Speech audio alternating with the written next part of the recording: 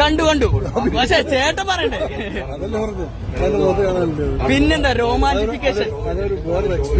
അതെ കേരള സിനിമ തന്നെ മാറി, വേൾഡ് ക്ലാസ് ആയി. അതെ ലാലേട്ടനൊക്കെ ഗംഭീരം, ഒരു രക്ഷയില്ല. കുറെ കാലത്തിന് ശേഷം. അതെ ഓക്കെ താങ്ക് യു. അതാണ് ഞാൻ ചെയ്തത്. അപ്പൊ മുരളി അത് ചെയ്യുന്ന സമയത്ത് ആ പടം തുടങ്ങുന്ന സമയത്ത് കലാപങ്ങളിൽ മുസ്ലിം സഹോദരന്മാരെ പോയി അറ്റാക്ക് ചെയ്യുന്ന, ഹിന്ദു ശൂലം എല്ലാം കൊണ്ടുപോയിട്ട് അതൊന്നും ചെയ്യുന്ന കാണിക്കാനുള്ള ഗട്സ് കാണിച്ചിട്ടുണ്ടെങ്കിൽ അതിന്റെ തുടക്കം മുതലേക്ക് എവിടുന്നത് തുടങ്ങി, ആ വണ്ടി എങ്ങനെ കത്തി, ആര് കത്തിച്ചു, എന്തുകൊണ്ടൊരു കമ്പാർട്ട്മെന്റിനകത്ത് 53 പേര് മരിച്ചുപോയി, കാരണം 4 വശത്തും വാതിലടച്ചു വെച്ചിട്ടാണ് ഈ ആളുകൾ അവരെ കത്തിച്ചു കളഞ്ഞിരിക്കുന്നത്.